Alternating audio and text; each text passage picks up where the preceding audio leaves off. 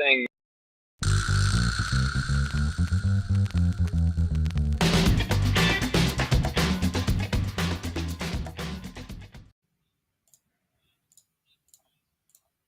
People realized that, or it was taken as history until people realized that it was a piece of fiction.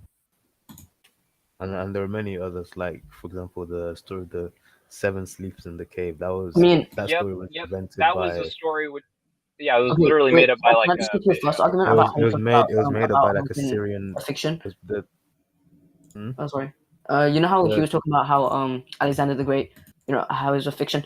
Now, first of all, many people believe that might have been Alexander the Great who built this wall, right? And if it was, in fact, he did build a wall called the Great Wall of Gorgon. Now, the Great Wall of Gorgon, right?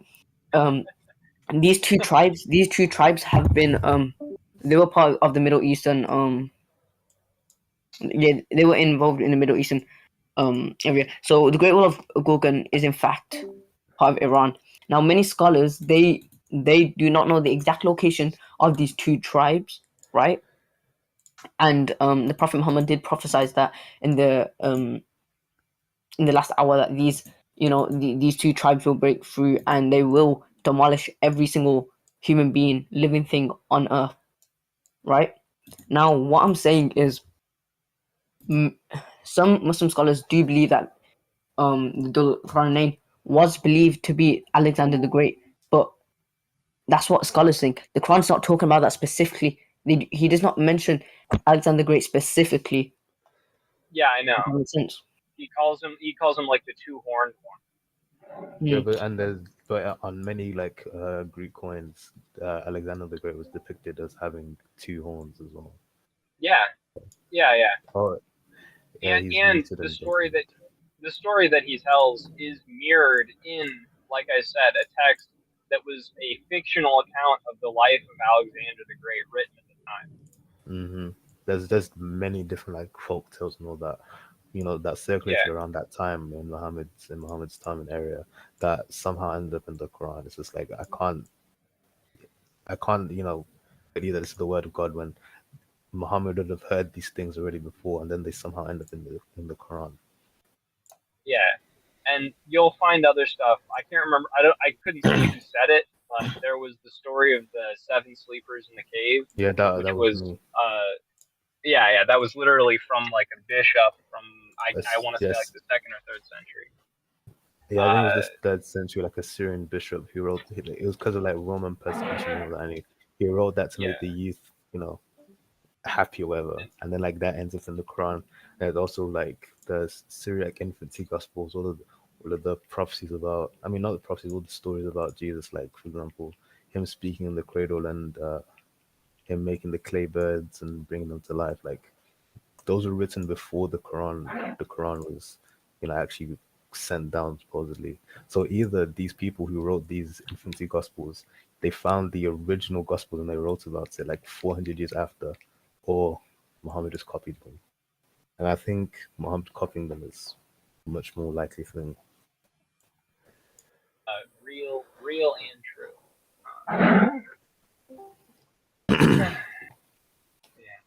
It's just things like this that just like make me not accept Islam. Like I just can't accept it.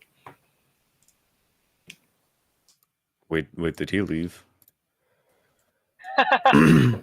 I think his parents came into his room or something because he muted and deafened. Oh, yeah, that's fair. enough. It's pretty late for him. It's like 1 something. Yeah. It's two now. Actually, what time is it exactly? 2:12 in the UK. Probably.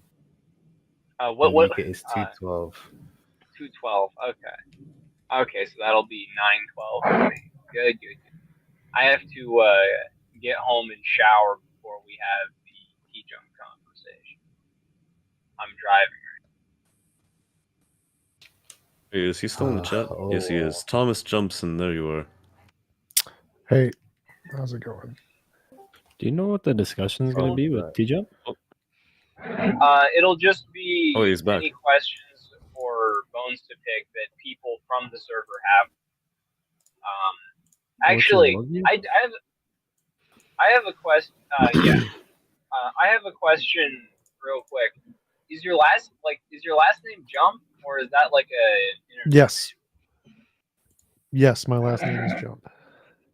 That's cool. Yeah, that's actually really cool. Yeah. Yeah. No, it is not. You get a lot of hey jump, Oh, why it's don't you jump in high school? Oh, really?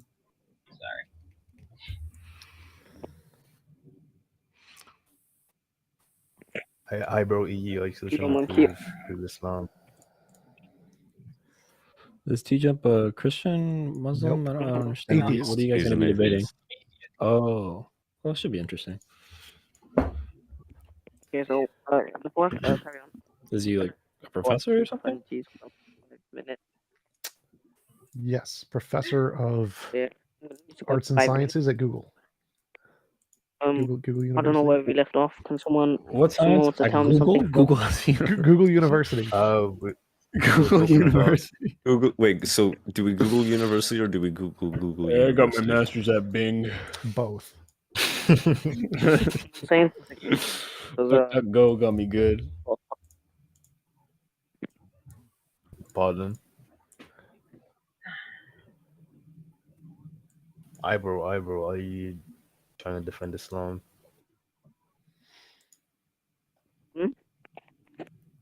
Are you trying to defend Islam? Carry What on. way?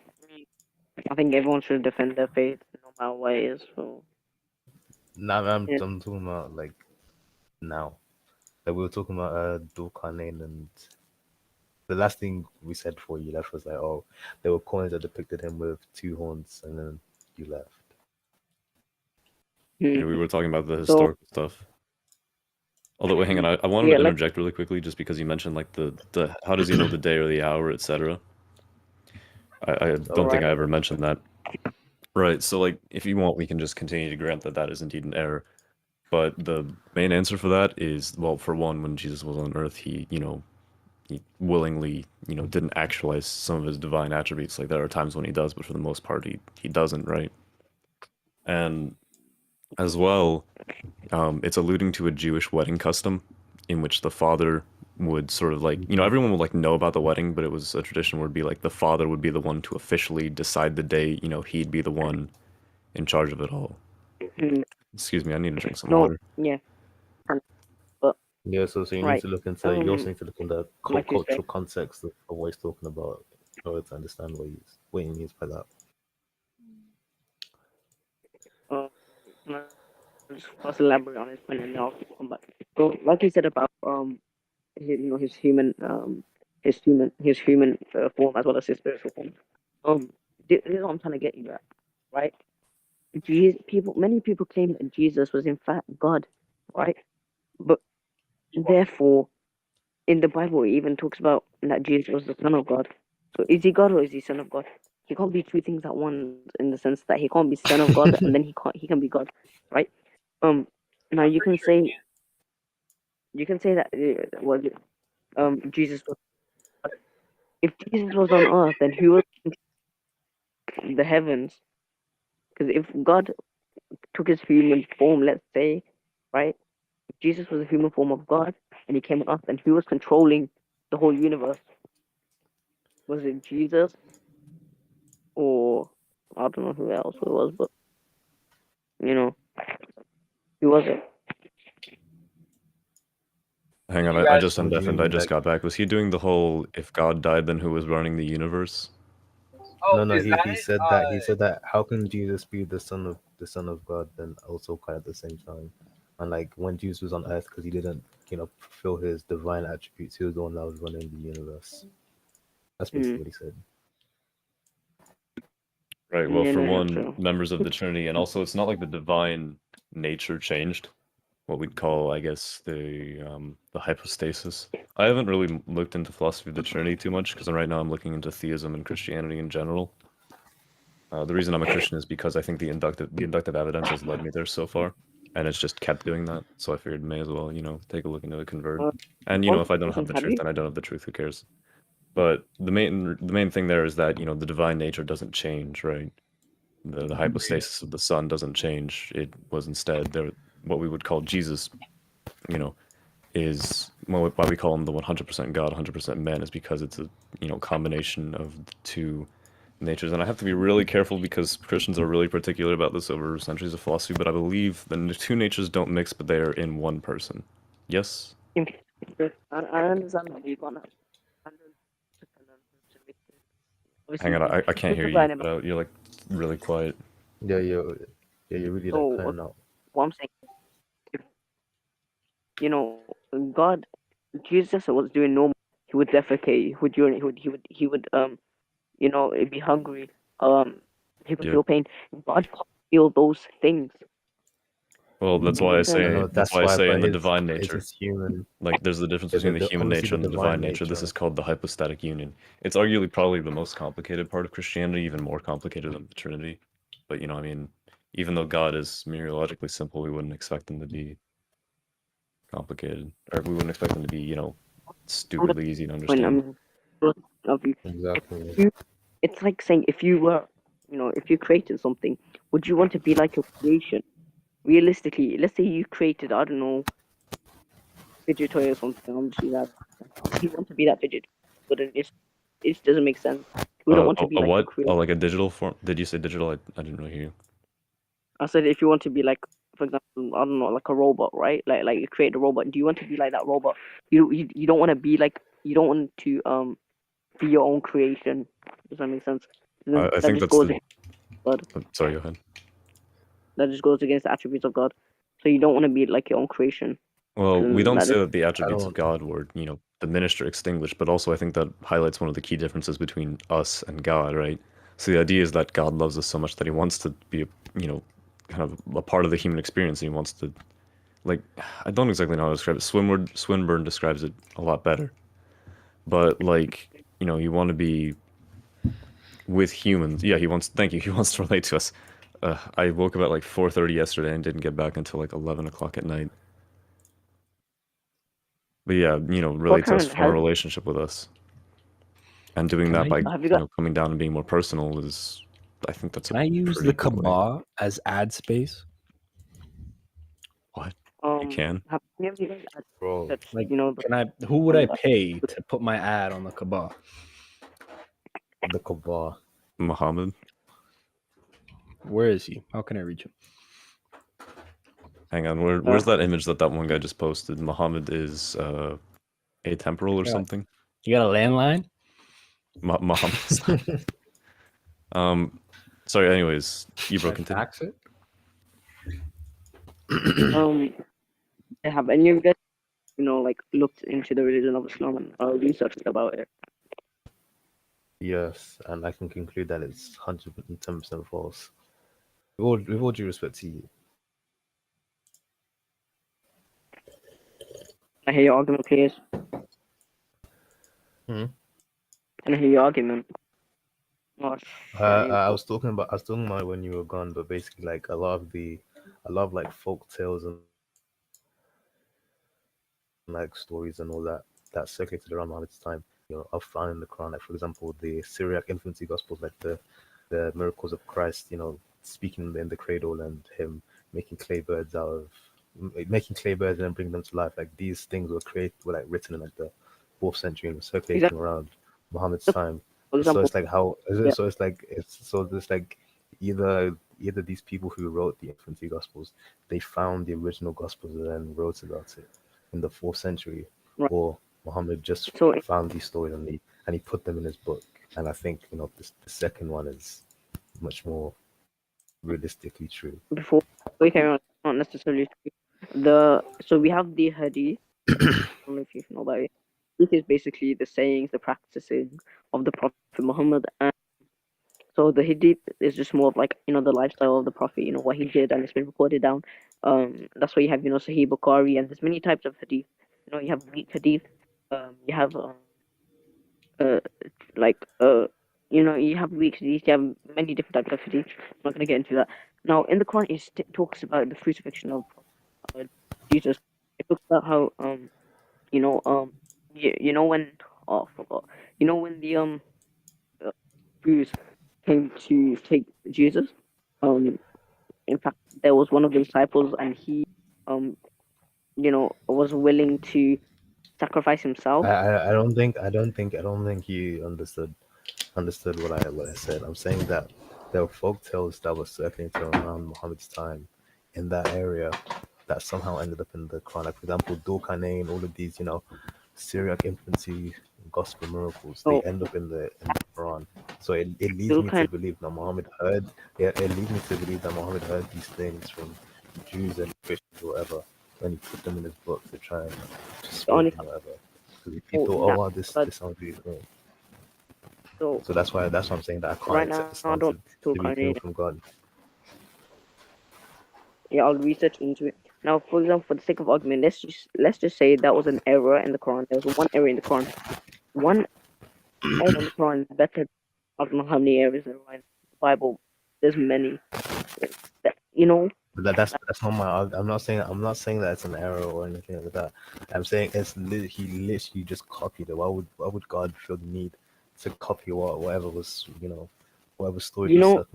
circulating around Muhammad's time. I Listen, can't accept the fact that God will copy some folk tales that some random guy wrote in the 4th century. no, the God Dulkarnain. wouldn't So do that. He wouldn't copy a story. it's not Multiple. prophet. It's not the Prophet Muhammad. God. I mean, it's not the Prophet Muhammad's word, right?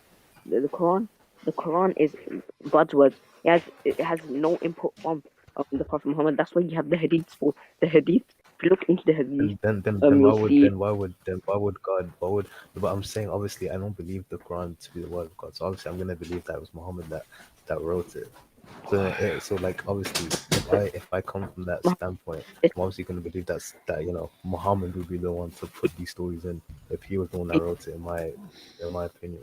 So the making of the Quran, right? Let me just get this clear. It wasn't wrong. So basically, as we know, the angel Gabriel, he came to the Prophet Muhammad and he told him, verses of the Quran, and to tell these to the people, right? Now, what people would do, they would get anything close to them, any material, they would memorize it, they would write it down, and once they've got all these all the verses together, etc. And by the way, there was many people that would memorize what he said. So it's like me saying how produces milk. Many people are going to memorize that. They know. If they would copy that down. So they would as the Quran, they'll today. Right. Trinity did not write. You're breaking up. No one can hear you. Yeah, I can't hear you. I thought that was Yeah, I just haven't me. got a clue what you're saying. Yeah, but even then, I could still, hear bits and pieces, and you're not addressing the point that I'm making.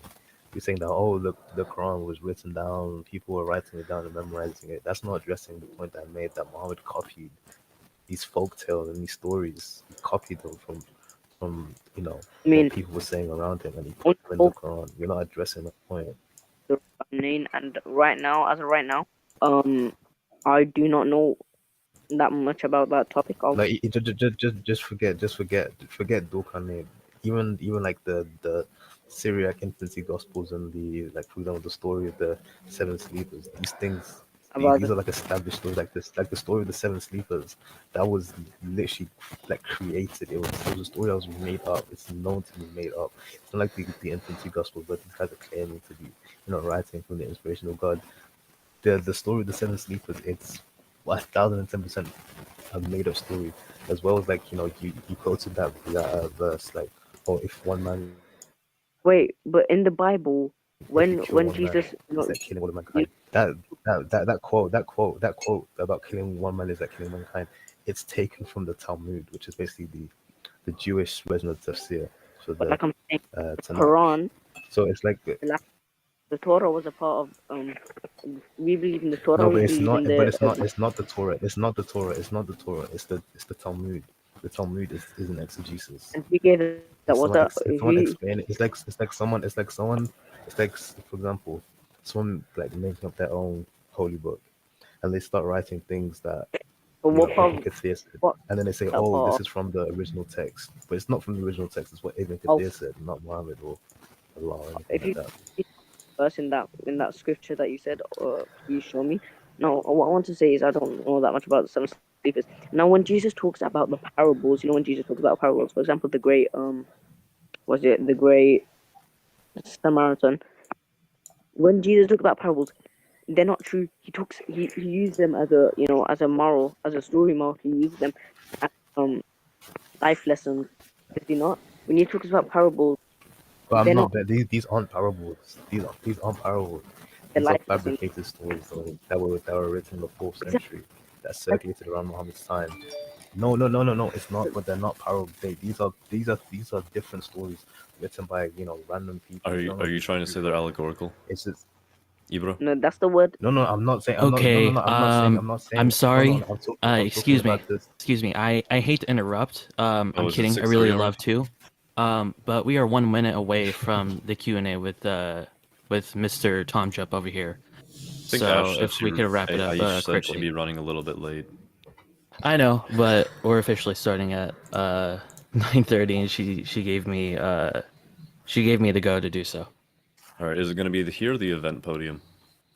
I feel like it would be better to do event podium so everyone won't talk over each other. I feel like that could be a better way to do it. So before we obviously go, can I just say how you talk about how the story you have about fabrication? Many hadith they have been. We need to see if they're authentic or if they're fabricated. Now, please, Still breaking up. Yeah, I can't hear him. Yeah. And you're still not addressing my point. No, basically what I'm saying is, when got you're, Wi-Fi when in you're the looking into a hadith, authentic or fabricated. You're not addressing my point. What's the Tanzi?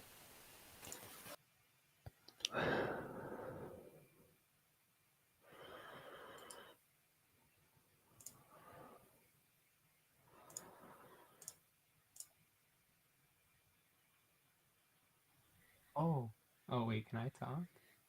Yeah, okay, so I might as well make the announcement right now. Alright, he's requesting, and Hey, how's it going? hello. I'm pretty good. How are you doing today, Mr. TJump? All right. That's amazing. Okay. Well, are we ready to get going, or are we waiting for anything else?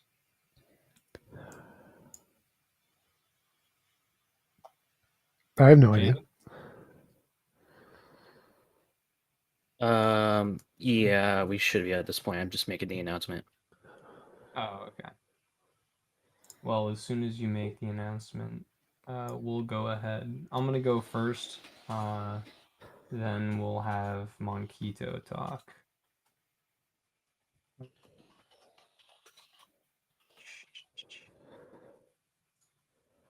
Jamie, Monkito wants to know if you're recording. Are you recording? I mean, technically, TJump is already live streaming it, to be fair. Okay. Is that, okay. In that case, Monkito, you can just look at his channel later. Okay.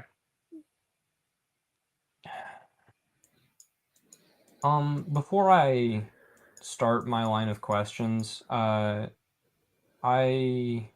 or rather like lay out an argument against what I take to be your position, which is what I plan on doing. Can you explain to me like the very basics of your epistemology and your method of solving underdetermination? There's no solution for underdetermination. Well, the lessening, not like solving it definitively. That wasn't what I meant.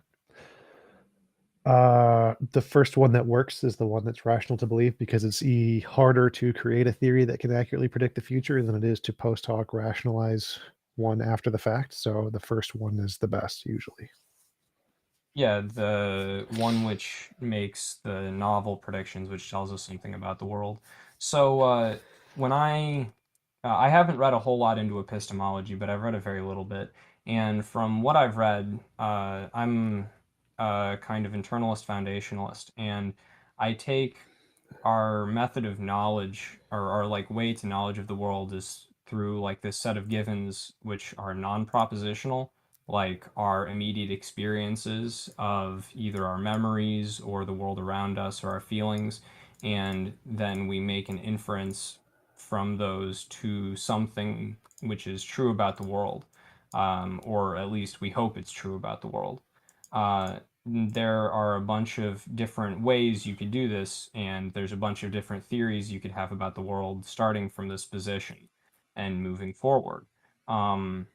You know, you could have the evil demon, you could have some sort of like solipsism, you could have the existence of my living room, which I'm in, and then nothing else in reality, and all of my other memories are just fake.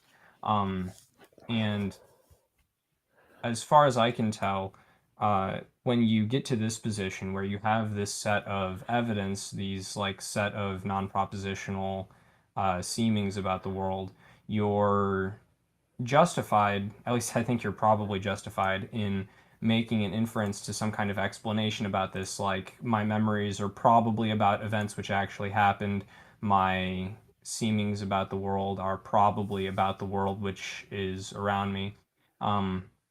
And when I've listened to you talk to people, it sounds like your method is going to give you an issue because you rely for lessening this problem of underdetermination between these different theories about the world around us. You rely for predictions, which you can test, which other theories won't give you.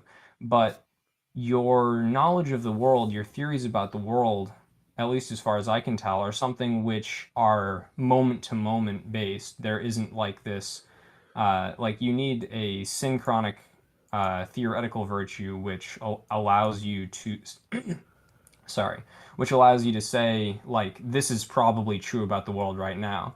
Now, because all of my like seemings about the world are, you know, in this moment. My memories are fallible. My memories could be wrong. I can have a theory about my memories, but I can't be certain about them.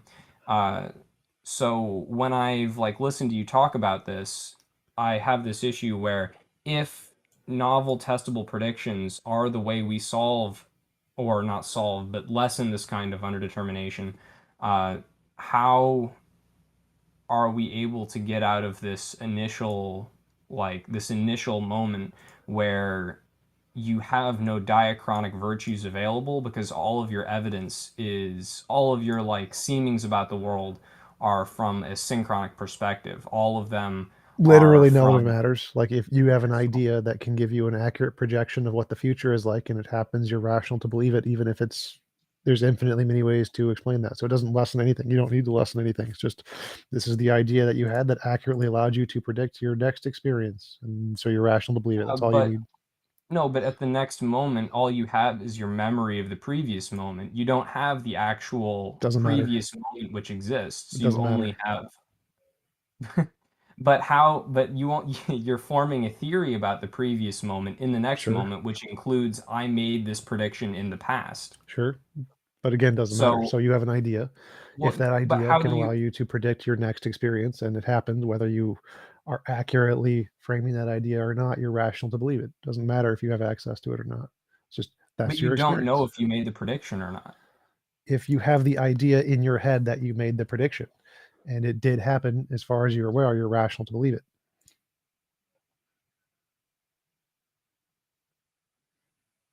Weird. So you're saying that if you think you made a prediction, then you're justified in, and the prediction came true.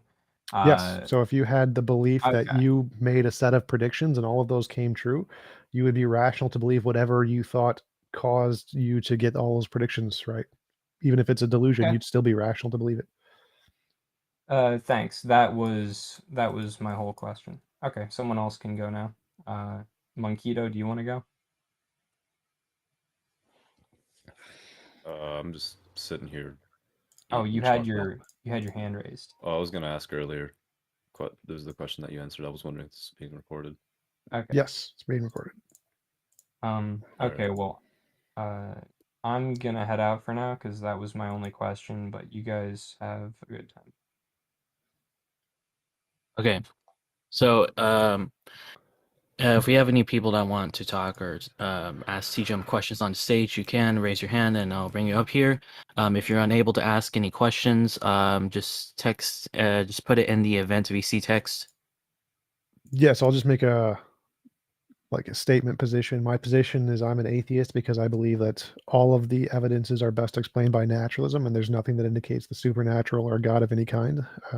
There's no reason to rationally conclude that such a being exists, and it's more rational to conclude that naturalism is true.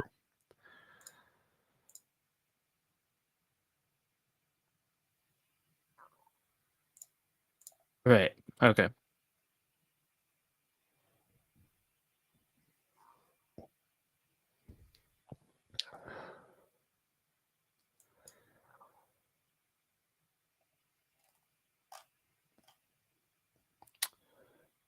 Would anyone disagree?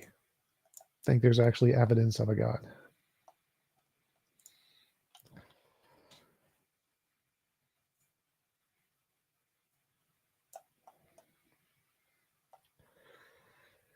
Oh, we have someone up here. Sorry about that. I didn't look for a second. That's fine. I just raised my hand. I guess this is going to be a little bit boring until Ice shows up. So I guess I could just kind of ask, because I don't know too much about your position. Like, what's your opinion on, modality? What do you think? Do you think a necessary object exists? What do you think the properties of it are, etc.? No, I don't think a necessary object exists, but even if we grant there is one, there's no reason to think it's conscious or has a mind. It'd be better explained by a quantum field or a mathematical object than a conscious being of any kind, because mind-based things like consciousness, goodness, whatever, are all composites. It's like all of the examples we have of any kind of consciousness are contingent composites of brains. And so to say that a consciousness related thing is the foundation of the universe is like saying a pineapple is the foundation of the universe.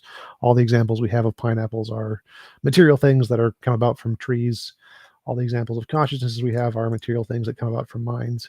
And so to say that the necessary thing must have some kind of a conscious mind is equivalent to saying it's a pineapple. Right. I mean, we could probably just say it has some sort of special kind of consciousness, if we're able to deduce that. Well, I could But say it's a special kind of pineapple too. That's the point, is that all the evidence sure, we then have eventually is... we'll just be getting to, sure, then it's just whatever we'll be describing, we might just be assigning different labels. Well, no. So like if it has an essence that isn't conscious and is a abstract concept of a pineapple, that means it would definitely be different concepts. So the same concept does not work as a counter argument. As in, we'd be describing the same concept if we... No. So again, they necessarily be different. Pineapples have no relation to consciousness. So to say it's conscious would necessarily be a different thing. I think you're missing my point. Like, if we were to deduce that it would be some sort of consciousness like that is an immaterial one, then you'd be describing it as something else. Like, no, so it cannot in any way be conscious of any kind. That's the pineapple one, has zero analogy to consciousness. So they're necessarily... I'm just referring to... What? I'm referring to if we manage to deduce that. I haven't gotten too far on stage 2. So if you want to say that it entails consciousness in any sense, I can say that it entails a pineapple in the same sense, because consciousness is all the evidence of consciousnesses we have come from brain. All the evidence of pineapples we have come from trees. And to say that there is some more fundamental sense of consciousness, I could just say there's more fundamental sense of pineapple, because those would be separate things. I don't think anybody thinks pineapples are intrinsic to the necessary being. So to say that pineapples have some kind of intrinsic quality of necessariness is just completely ad hoc. And that would be the same as saying consciousness itself is somehow fundamental. Right. That's not exactly what I'm saying, but I get your point. All right, here. One last question, because, I'm just here to kill time. What's your opinion on the PSR? What PSR, if any, do you hold to?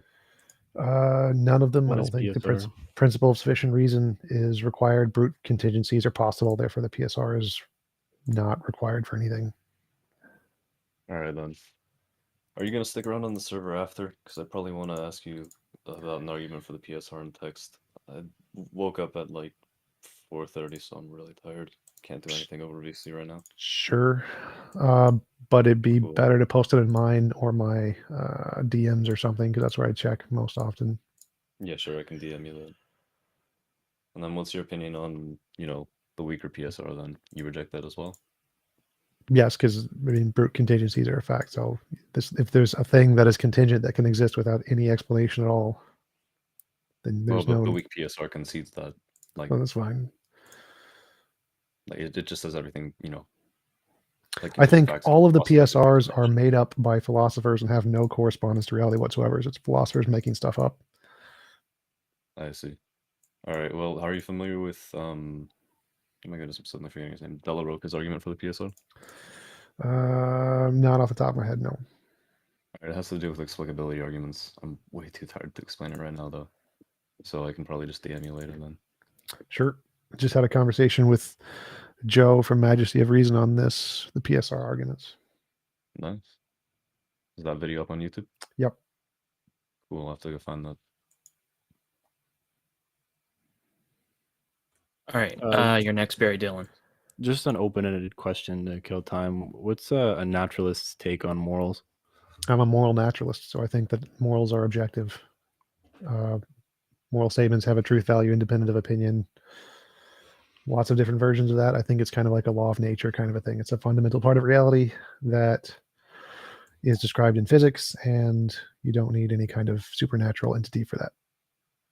So if you find out that something is objectively moral, why should you do it? Well, shoulds are something we add. Once we know it's moral, then we amend the shoulds ourselves. The shoulds aren't in the morality. Like you can ask, is something moral because you ought to do it, or ought you do it because it's moral? Yeah, I guess my question is kind of just an is ought. Right. So there is no like solving the is ought, and no, you don't need the ought. So is something moral because you ought to do it, or ought you do it because it is moral? What I'm saying is it's question, objectively moral. Question for you. So just try to answer the question. Is something moral because you ought to do it, or ought you do it because it's moral? Honestly, I just came on here to kill time and not really debate. I'm really tired. Well, it's not about answering your question, so it's not meant to debate. If you ask, is an ought intrinsic in morality, you can answer that question by asking, should you do something? Is it moral because you should do it? Or should you do it because it's moral? Which is more important to the essence of morality? I would guess the latter. I would agree. So I would say that something is moral, you ought to do it because it's moral. That means that the morality is completely separate from the oughts. The oughts are something we add later. Once we know some set of facts that describe something as moral, then we ought to do it because it's that set of facts. But the oughtness isn't one of those facts. So the ought part, you don't need in morality. You just, here's the set of facts of what morality is. And then once we know what it is, then we add on the ought. We ought to do it. All right. I guess Ethan can go on now. All right. A couple of questions I want to ask from the event VC text. If you work out TJump, what is your bench, deadlift, and squat PR? Short for personal record. I don't remember my PR. I would do 225 for reps. And that's for benching. And that's okay. Deadlift and squat. Can't do deadlifts or squats because I hurt my back, so I stopped doing those a long time ago. Okay, understandable. I think this question's already been answered about what your meta-ethical position is. You said you're a moral naturalist. You believe morality is objective. Yep. All right, so yeah, you're a moral realist. Next question would be, does TJump think there's evidence for theism? In the parentheses, he says, even if he thinks it's overridden by evidence for naturalism. For example, consciousness is entailed by theism, since at least one consciousness exists, namely God. I think the only thing that actually counts as evidence, and it's incredibly weak evidence, is the prediction of the age of the earth in Hinduism. That's the only thing that's real evidence of a god. I think everything else is just bad arguments that aren't in any way evidence of a god. All right. All right, understandable. We have another person up here. Great friend, Heathen Research. Come up here. you for inviting me. I just have 2 questions. Tackle these questions however you want. That is not my choice. What are your thoughts on the tradition of German idealism from Hegel to Schelling, and specifically, what do you think of the continuation of German idealism through Slavoj Žižek and Marcus Graeber, who are contemporary continental philosophers?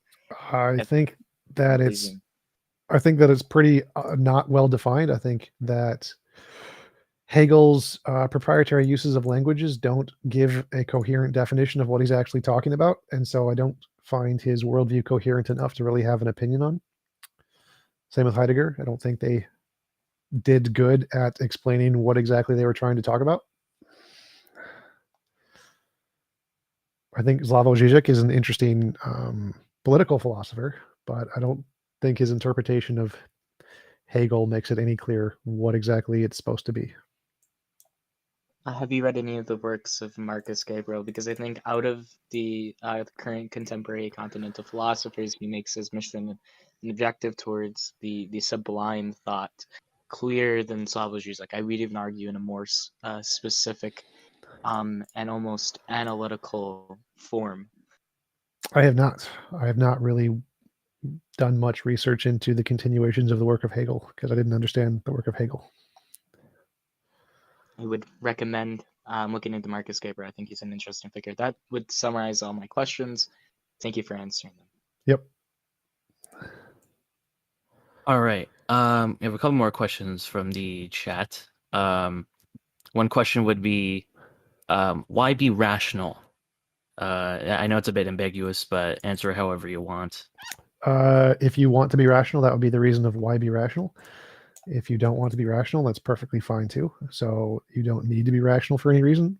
But I think that naturalism is the rational position, whether or not you like being rational. Oh, okay.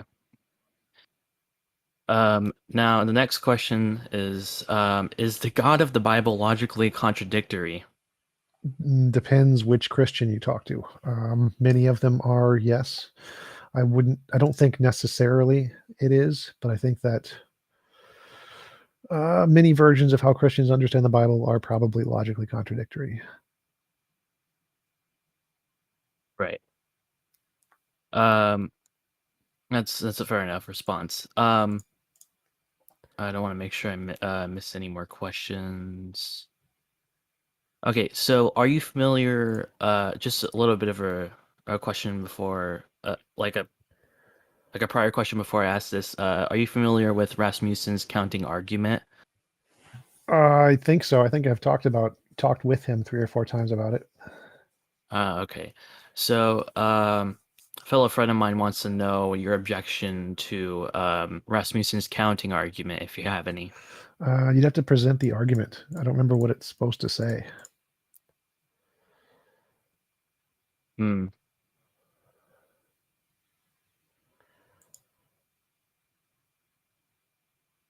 could. Well, no, that's an adaptation of someone else's argument.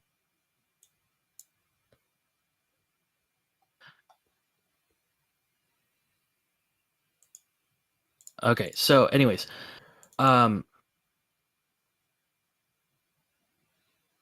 so a couple of, oh man, I don't know how long ago this discussion, but you and Isaac from Ask Yourself had a conversation about morals and about abortion as the broad topic, and you were asked about you're asked about what does killing a baby is wrong mean. You said it was immoral, and he asked what does it mean that it's immoral mean, and you said that it means killing a baby is out of line with some kind of law of the universe. And he asked what does that mean, and then you said it means that killing a baby isn't instantiation of some kind of abstract object. No. So what it means is it corresponds to some fact in reality. And so that's the end of the discussion. Isaac just didn't understand that. So like if you say gravity is curvature of space-time and you ask, what does that mean? There is a thing, space-time, and it physically curves. That's the end of the question. So the meaning of the words is given to correspond to some fact of reality, and the fact of reality is a moral fact. Right. Okay. Right. And you still hold to like what you originally said in that discussion with Isaac, or have you had a bit of a change ever since?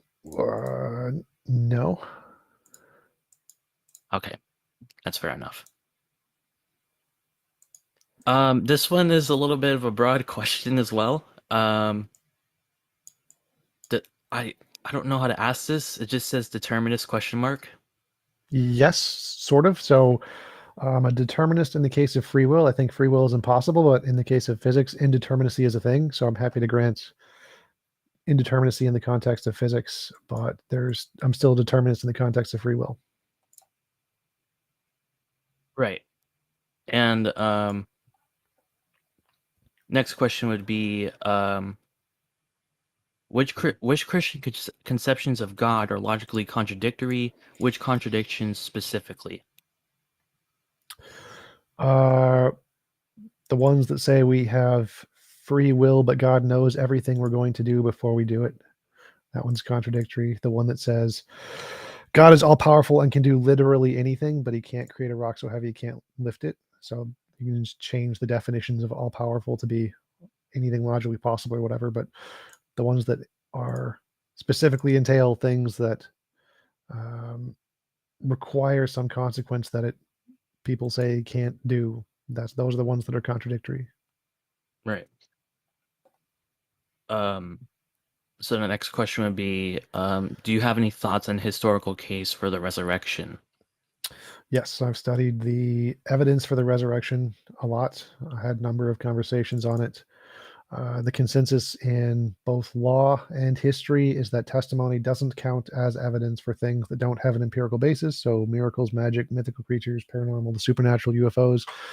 No amount of testimony for those things will count as evidence until there's something more than testimony to show that they exist.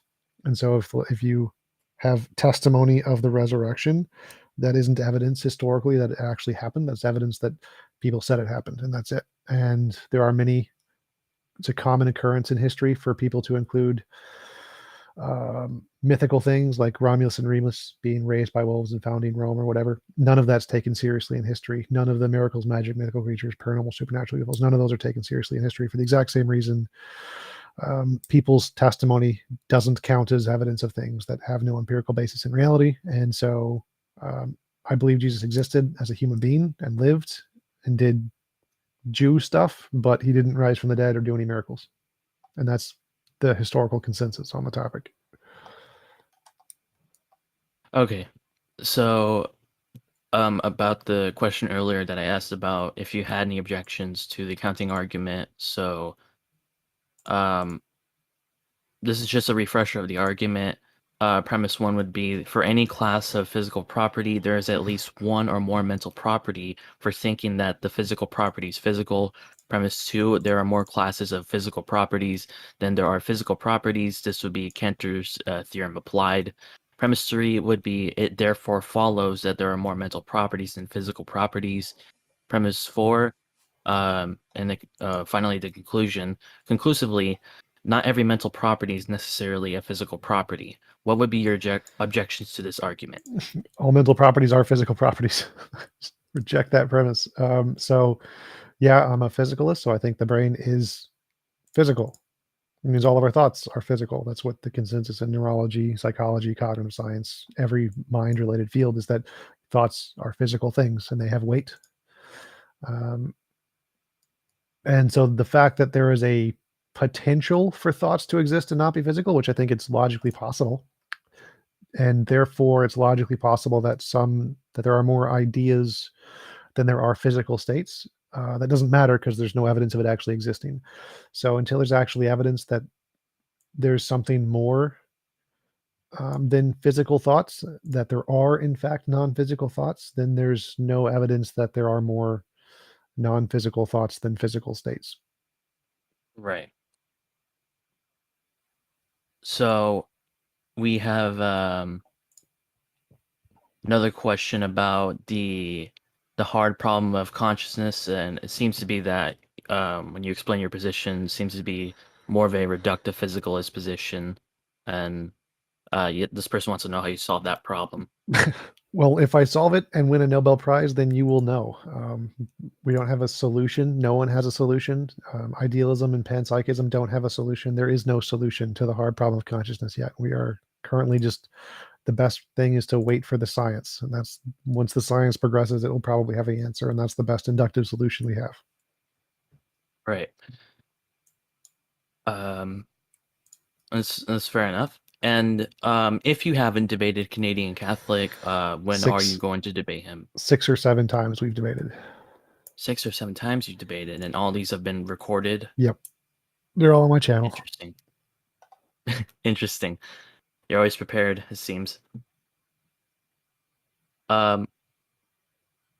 So, do you think the Trinity is illogical? Probably. I think most conceptions of the Trinity are pretty illogical. If you say that God and Jesus share literally every property, then obviously that's illogical. So you'd have to give some kind of special class that they share some property, but not all properties. And you can make something up that isn't illogical for that. But I definitely don't think they can be the same person. No. Right. Also, real quick, if anyone's raising their hand, and just tell me in event VC text, because I'm only focusing on that area, because I'm asking TJump the people's questions that are not able to come up and talk. So the next question would be, well, I think this question's already been answered, Justin. So the next question would be, given TJump's epistemology, which states that only empirical evidence can substantiate the existence of real things external to your imagination. What? How does TJump explain the? Well, actually, it's like, yeah, it's like a 2-sentence question. Say it again slowly. Do you want me to just leave you off with the first sentence and then ask the second? Yeah. Okay. Yeah, so given TJump's epistemology, which states that only empirical evidence can substantiate the existence of real things external to your imagination. That's not true. So that part's wrong. Like I say, anything that can differentiate imagination from reality does that. Empirical evidence is the most reliable way we have to do that. The only one I know of. So what's the second question? Okay, so the second question is, how does TJump explain the success of theoretical conceptual physics using mental objects and mathematics at describing real events such as Einstein's theory of general relativity, predicting the existence of black holes before any black hole was to be observed? So every empirical theory starts off as a concept in the brain. So like all of them, like my epistemology states that everything starts as imaginary first. So if you have any kind of prediction, you're starting off with an imaginary concept, a hypothesis, and then you think, if this hypothesis is true, here's what I would expect to see. So all hypotheses start off as conceptual, and then you make predictions which are confirmed empirically, but obviously the model itself isn't empirical. Like Einstein's theory of general relativity isn't empirical. Newtonian mechanics isn't empirical. It's like the math isn't empirical. It makes predictions that are empirical. Right. And just for clarification, do you think that thoughts have weight? Yes. Literally. You can Google it. Do thoughts have weight? And they can tell you the actual measurement for it. Okay. So, trying to look if there's any more questions. Doesn't. I'm slowly scrolling. Okay, so another question is life meaningless? Another broad question. No, I'm moral realist. I think that there is meaning and purpose without a God. Right.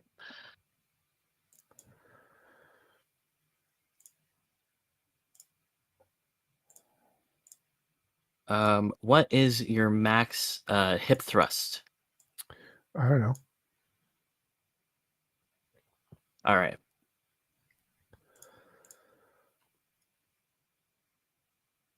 Okay.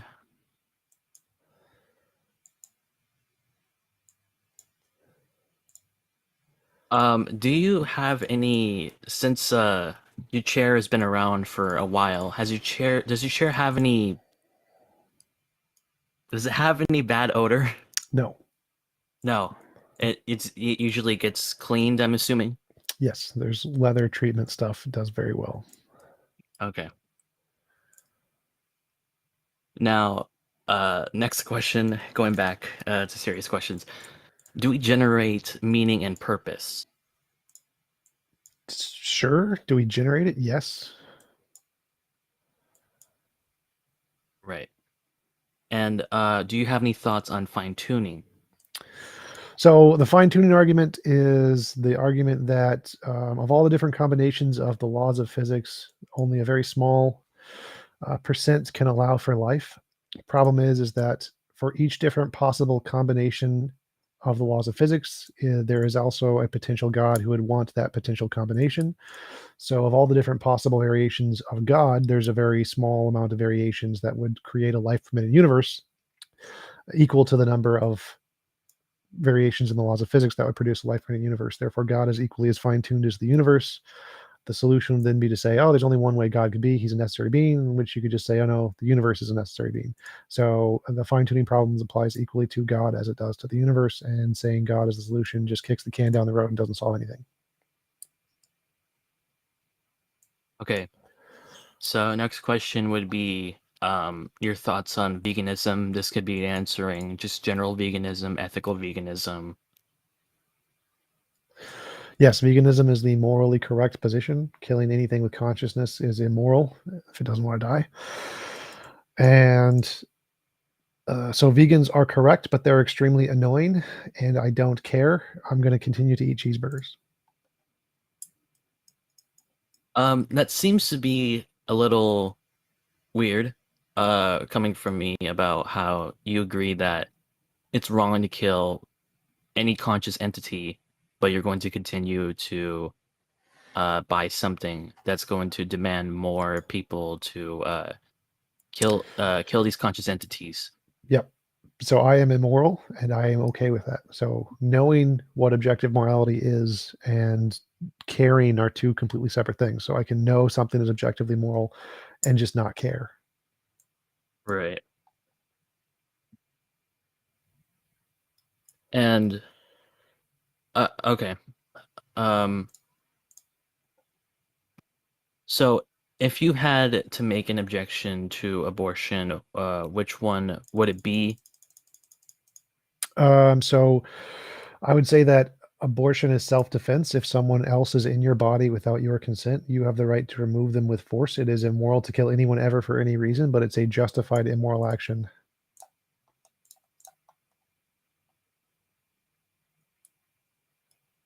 Right. And I guess this next question already has been answered by the previous question. What do you think about abortion? You seem to be pro-life. No, I'm pro-choice. It's a justified Oh. immoral action. So it's self-defense. Abortion is self-defense. Self-defense is okay. So I guess your position would, I guess the proper identification would be evictionism. Sort of. Just self-defense is just the legal position. So if you just check the definitions of self-defense and use of lethal force, it's on there. Okay. So what makes consciousness important? I think that if we follow the evidence of moral intuition and moral progress, it just leads to the fact that morality describes conscious things. So it's the conclusion of what, if we follow the evidence, what does it seem to lead to? Right.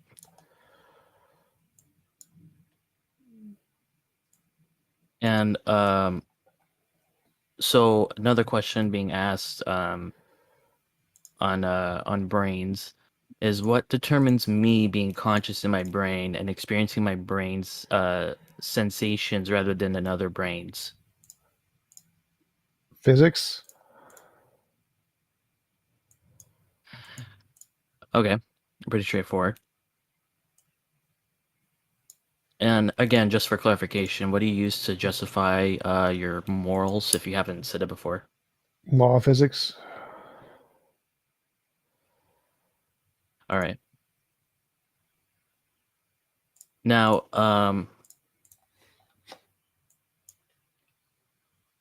I guess one. Oh, it seems to be you didn't answer the question about if you had to make an objection to an abortion, what would it be? Oh, so you're killing any conscious thing ever is always immoral. That would be the first part of the answer I gave. Okay. Yeah. And I guess a rebuttal to what you said before, I guess on the bodily autonomy scenario you brought up. Can we do whatever to someone unconscious and or dead, such as necrophilia? If they're in your body, yes.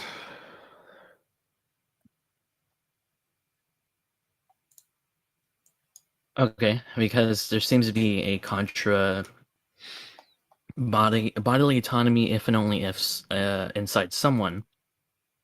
And this is an example. Well, bodily autonomy only applies to your body. So if it's literally affecting your body, that's what makes it bodily autonomy, is that you need to be able to have it not affect your body. Right, but this is an example that I'm quoting off of someone else. This is an example I've been toying with, and it's a bit weird, but bear with me here. Imagine you're having sex with someone. They're pretty hot and also skilled in bed, so it's been a fun night. However, they also have a rare medical condition that didn't really inform you about. Now imagine that while they are inside of you, you're you're on top, so just go along with it. They're holding you pretty tight too. It's pretty hot, but to your surprise, the medical condition kicks in, and they suddenly freeze up and lose consciousness. Their grip tightens on you as their muscles involuntarily contract and slouch forward, trapping you against the bed. And they're big and tall, and they're inside of you, and you really want them out. It's uncomfortable as hell, and you didn't sign up for this, but you can't get them off, and through no fault of their own, they're stuck inside of you. You have a gun in your bedside drawer. If you shoot them, they'll die, and their muscles will stop contracting, and you'll be able to push them off. According to your bodily autonomy principle, them being inside of you and you being unable to get them out except by lethal force, shooting them and head seems justified. Yeah, if there was literally no other way to get them out of you, then yes, you would be self-defense, because that's technically rape. So yes, that is actually a legal case. You can literally do that. Oh wait, someone wanted to ask their question. They're not here anymore.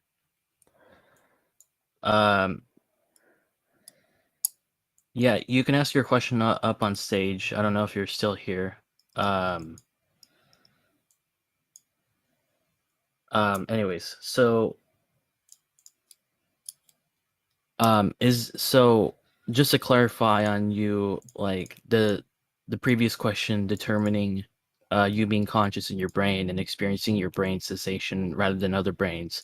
So there's a law determining which brain I experience sensations from? Yes, it's physics. It's literally your physical brain is held together by electromagnetic forces, the strong and weak electromagnetic force, and which produces your consciousness. And so it's produced in a very specific location because of the laws of physics. So yes, it's the laws of physics that determine why your consciousness is there and not somewhere else. Sorry I'm so late. I had like a lot of stuff today. But probably just gonna have to listen in for a little bit, but I do have questions about that one. I don't know if this has already been asked, but I'm curious, like, what your view on consciousness is. Like, do you think it's reductive? Like, I don't know if you know, like, Thomas Nagel's take on consciousness and whether it can be reduced to pure scientific and like scientifically observable phenomena, but like I'd be curious to hear what your take is on that.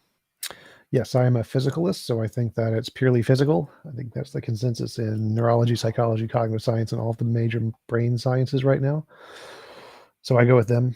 I think that, yes, it is purely physical.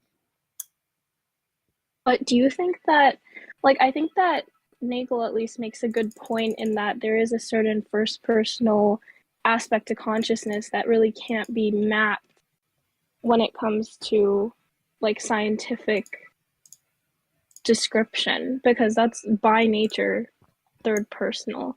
I don't know. Like, I think he makes a good point with that. Sort of, So- yeah. So math doesn't describe everything. So physics, the math in physics can't describe everything. It can't tell you what a particle is made of. It just tells you how it interacts with other things in the nearby system. So physics can never, with just the math, tell you the essences of things. And when you're talking about consciousness, you're talking about the essence of a thing. And so the mathematical descriptions in physics aren't going to give it to you, but it doesn't give you that what matter is made of either. So that's not really a problem that physics can't describe what consciousness is made of or what particles are made of, because math only describes interactions. So it's not really a huge problem in physics. It's not, I mean, I don't think it's necessarily even talking about, well, I guess, you know, you say the word essence, but I don't think essence, even as a term, is like reducible to just what something is made of. Like, I think it's more than that. And a big part of it is like its nature. And like, I think the nature of consciousness, like, I don't think that can be entirely described by physics. I think that's pretty reductionist. Well, physics, again, can't describe everything. So I agree with you. Physics can't describe the essence or what the nature of the thing. It can't describe the nature of matter. It just describes interactions. And so obviously it wouldn't be able to describe any of the nature, the fundamental nature of things, whether it's consciousness or matter. But that doesn't matter, because the math that we use to describe physics isn't physics itself. It's just a representation of physics. And so the fact that our representations can't represent everything, it doesn't mean it's not made of physical stuff. Sure. So do you just think it's like a gap in our knowledge, and like you're just kind of like, do you just think it's undiscoverable? Like, is it just a gap almost? Undiscovered for now. I don't think it's undiscoverable. I think that we will have an advancement in physics and we'll get more stuff than just the equations, and then we'll understand what that kind of stuff is. Really? Because like, okay, like this was my take on it, because that's kind of the take. Like, Nagel is very agnostic epistemologically when he's like talking about this stuff. So he's like, yeah, well, you know, like right now we don't have the resources for science to describe some kind of first personal consciousness, right?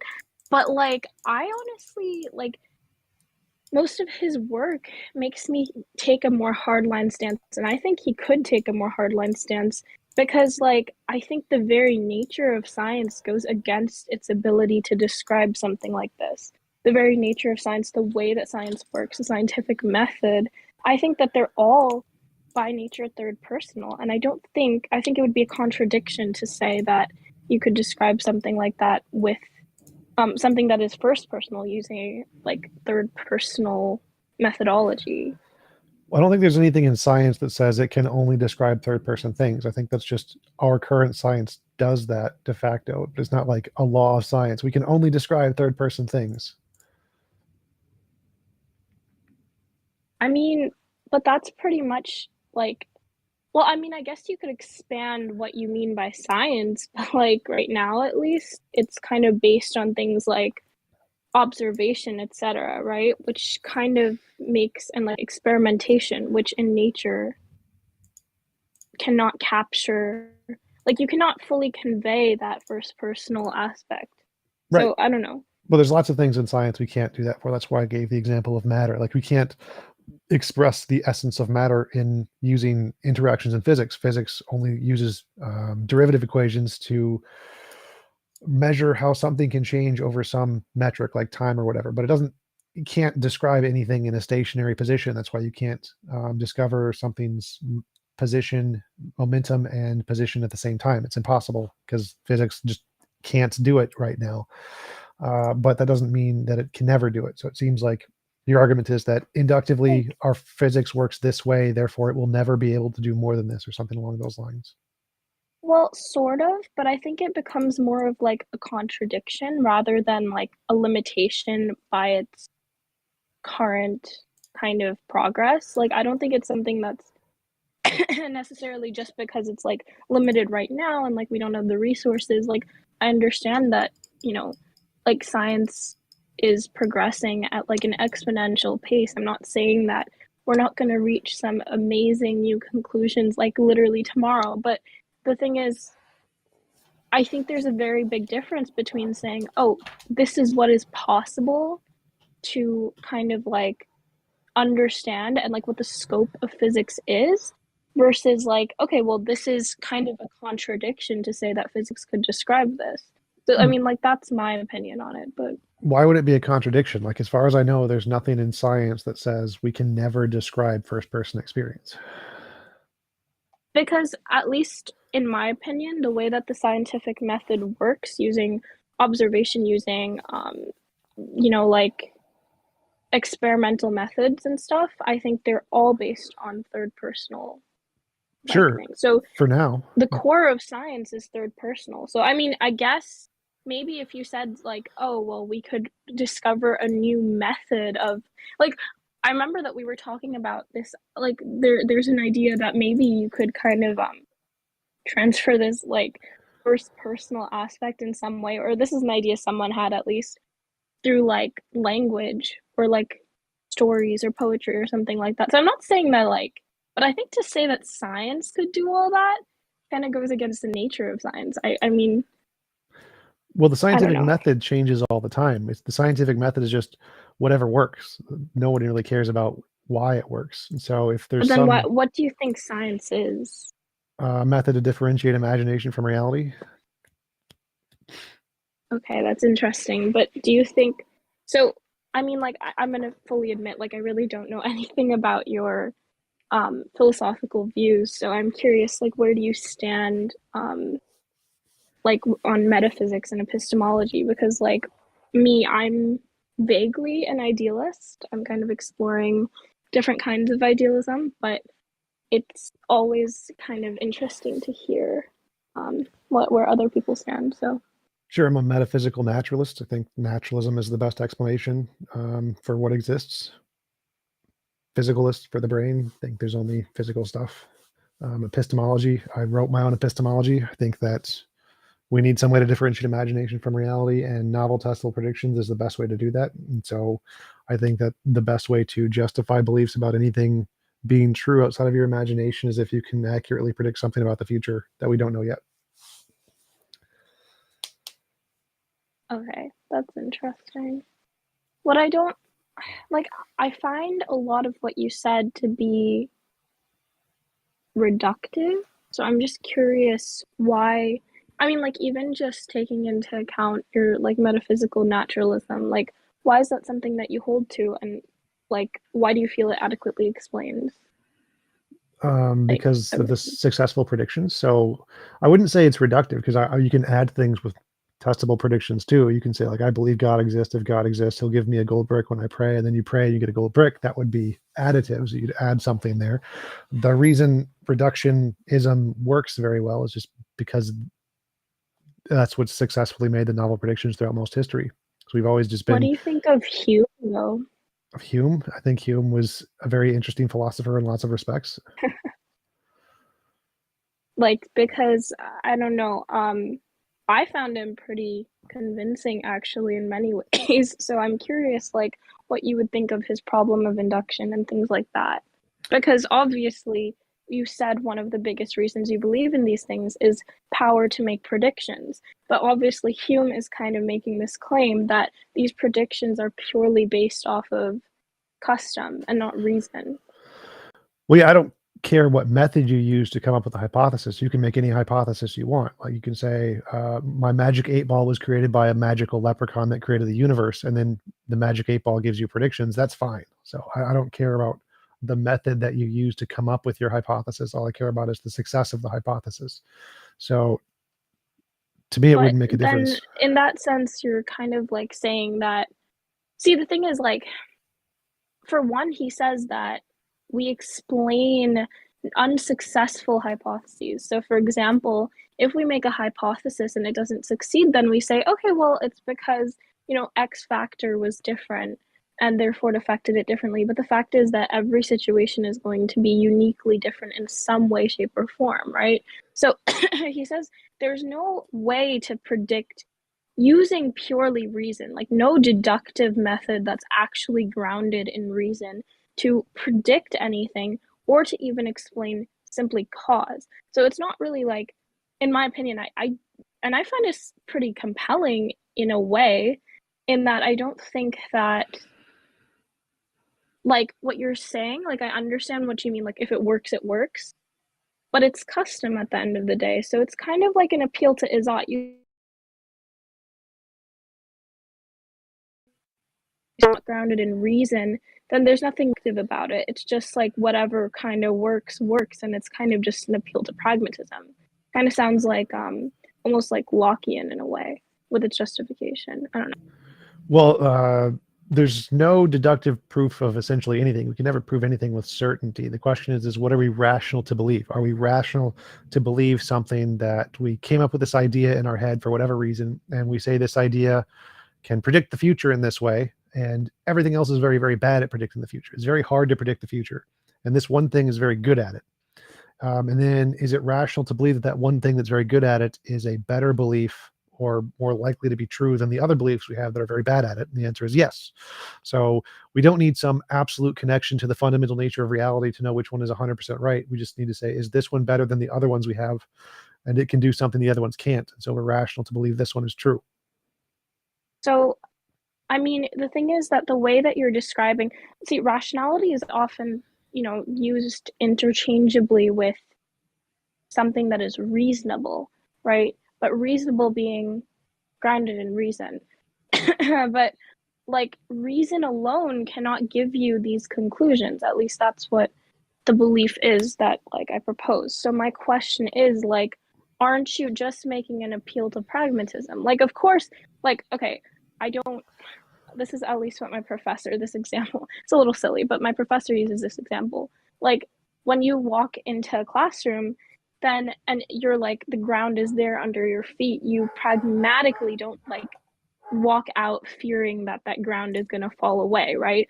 And so there's some continuity, and like this kind of custom definitely is of value, but like I don't see how it has any like objective philosophical value. It's more just like, okay, well, this is what it seems to be like, so we'll believe this for pragmatic reasons, sure, but like, why should I care? I behave that way on instinct anyways. It doesn't have any actual descriptive power, if that makes sense.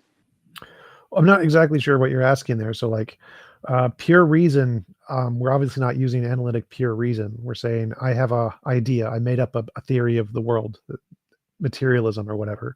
And I said, if materialism is true, if my idea is right, here's what I would expect to see, my next sensory experiences. Now, we could all be in the matrix. Sensory experiences could all be wrong. But if I have one idea that can accurately project what I'm going to future experience, and my other ideas cannot do that, then I'm rational in trusting that first idea that can future predict things, and more so than any of the other ideas. It doesn't need to be 100% true. You don't need infallible knowledge of reality. You're rationally justified in believing that one because it's better at working than the other ones. But like, my question is, like, where are you drawing this line of what is rational and what's not? Because it kind of just seems like, I don't know, like, it seems almost like I can't quite tell where you're drawing that line, because it's like, okay, well, it just works, but like, how, you don't know what works before like it works, and then you're already relying on, again, like predictive abilities, which again are not backed by reason. So I don't like, I see where you're like, I get what you're saying in terms of like, I think what you say has pragmatic utility, but like, I don't get why like it has philosophical utility. That's my only question. Well, reason and rationality are essentially just the premise follows from the conclusion, or it increases the probability the premise is true. Like that's all you really need for rationality or reason. So is it more likely that a belief that can accurately predict the future corresponds to reality than the infinite number of beliefs that can't? Yes. That's all you need. But how do you tell that a belief can accurately? There's no reason backed. Like, that's my whole point, right? Like, this isn't a logic that's backed by reason. It's backed by custom. So, like, for example, you're saying, okay, well, if it, like, follows, then it's reasonable, but, like, you won't know if it follows until it does. Like, that's, and again, I'm taking a very Humean stance here. Like, don't get me wrong, I'm not even Humean, but I'm just curious because, I mean, this would be, like, a major objection to, like, the kind of views that you've outlined. Well, again, I'm not using any custom here. I'm just saying cogito. I think, therefore I am. And I have lots of these different experiences where I see and feel and think stuff. And I'm very bad at predicting what I'm going to feel and think and say next. But if I have a model that can do it, that model is better than the other thing that can't do it. Do you think the cogito is even, like, I mean, coherent? Like, really, Descartes, I mean, I find Descartes to be, like, viciously circular in every aspect. Well, I don't think he can be viciously circular in every aspect because not all of his arguments are circular. But the Cartesian circle is the argument that cogito indicates a god or a mind of some kind. That part's viciously circular. That's the part Bertrand Russell critiqued when he said yeah, the I was gonna say Russell. But, yeah. But that has nothing to do with the cogito simpliciter. It's just the cogito is just I think or I exist. It's just you have this experience. This thing is occurring, and you're going to label it with I. And that's all it is. So experience is like a rock. It's a thing that exists.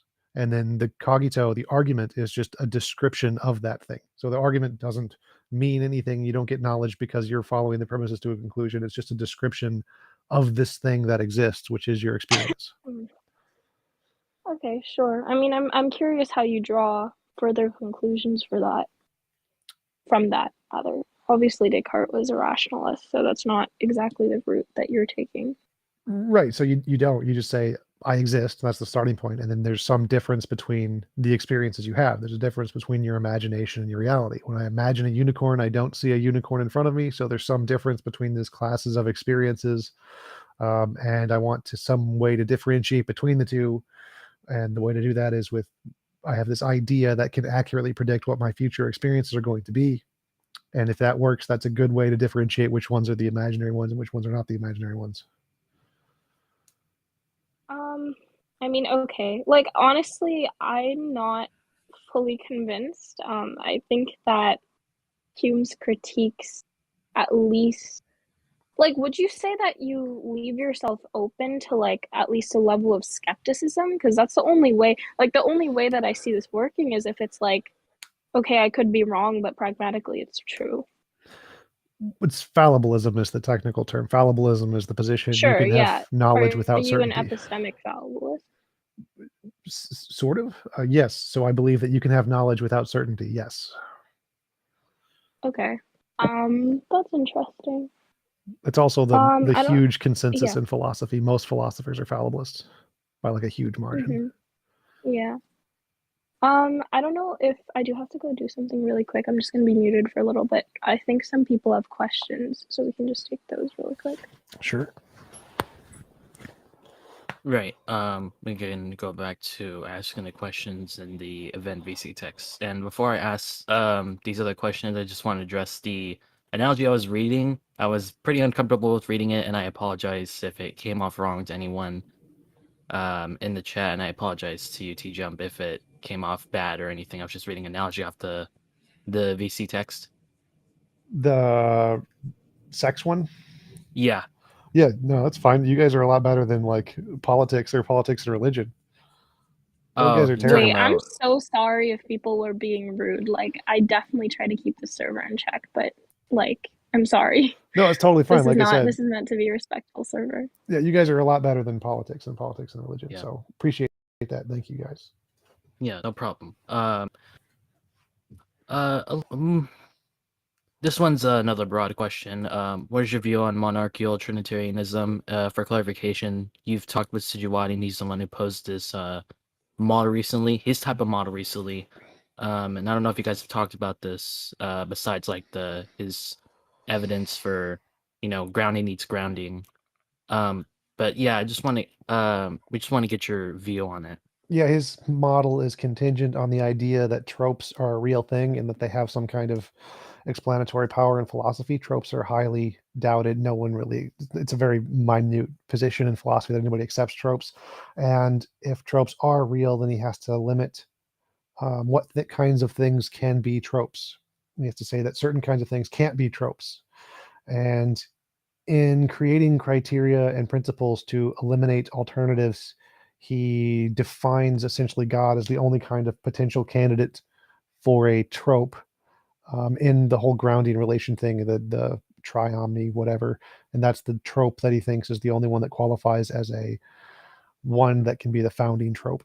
I reject tropes altogether, but what I did in my conversation with him was I went through the pizza trope. So like if the ontological argument says that God is the greatest conceivable being, and one of the objections is, well, maybe there's a greatest conceivable pizza. And so I took his argument and went through step by step and said, well, is there a greatest conceivable abstract pizza trope? And he said, yes, there is a greatest conceivable abstract pizza trope. And there's infinitely many abstract tropes like of what makes a perfect pizza. And he has to bite that bullet to accept his position. Right. And the next question is, if a prerequisite for self-defense is intended harm and or murder, and a embryo and or fetus, or whatever you would characterize this as, can't intend such a thing, how can TJump use self-defense as an argument for abortion? Intent is nowhere in the definition of use of lethal force, so it doesn't require intent under any circumstances. Just Google use of lethal force, legal terms, none of them have intent as a criterion. Right. And why is killing something conscious immoral? Based on, I think, the evidence of morality comes from moral intuition and moral progress. If I plot out the evidence, it seems to lead to the conclusion that any involuntary imposition of will is immoral. That's what I think the conclusion of the evidence is. Interesting. So how do you ground morals only through naturalism without being utilitarianism? Moral naturalism. Google Stanford Encyclopedia of Philosophy. Moral naturalism is grounded in many different ways. I think it's just a law of physics like gravity, but it's just the moral law of physics. Higher order emergent property, if you want the technical term. Right.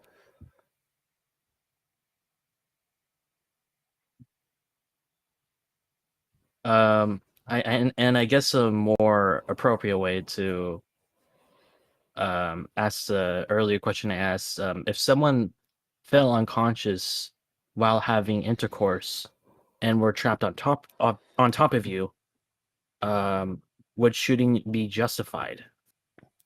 Yes.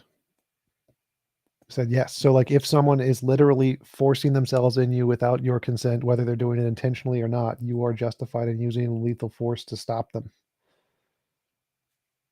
Right. But if there was like an obvious case, like they're going to stop or wake up eventually and you're not like in a big risk, then it wouldn't be rational. But if literally the only way to get them off of you was to kill them, then yes, it would be rational. Right.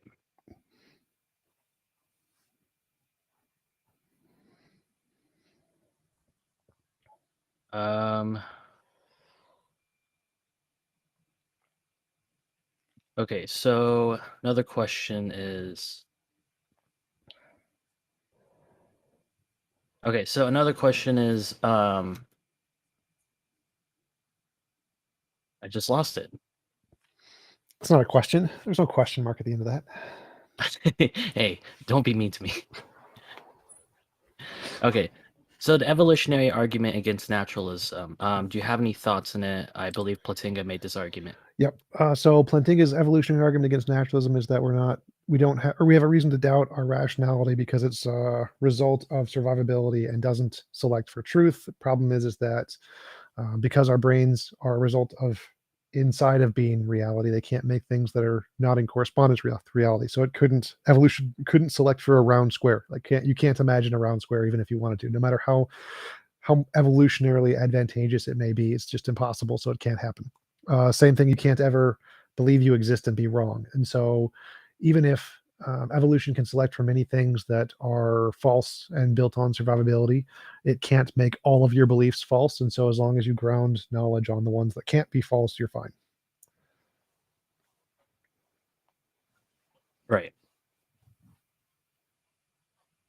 And another question is, does TJump believe parental obligations exist? If so, how does he square with the fact that taking care of children can have long-term and short-term physiological harm, not psychological? Would he say that killing your postnatal children, knowing this fact, is permissible under his characterization of self-defense? No, because they're not in your body at that point. So if they're not in your body, it wouldn't be self-defense, because you just give them up for adoption.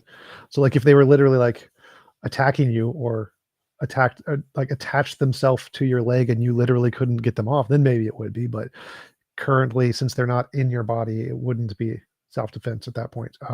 Also, because you can give them up for adoption, it wouldn't be justified to kill them. So no, it would not be justified to kill a baby once it's left your body in self-defense. It wouldn't be self-defense anymore. Literally, you could just walk away and that wouldn't be you wouldn't have to kill them. All right.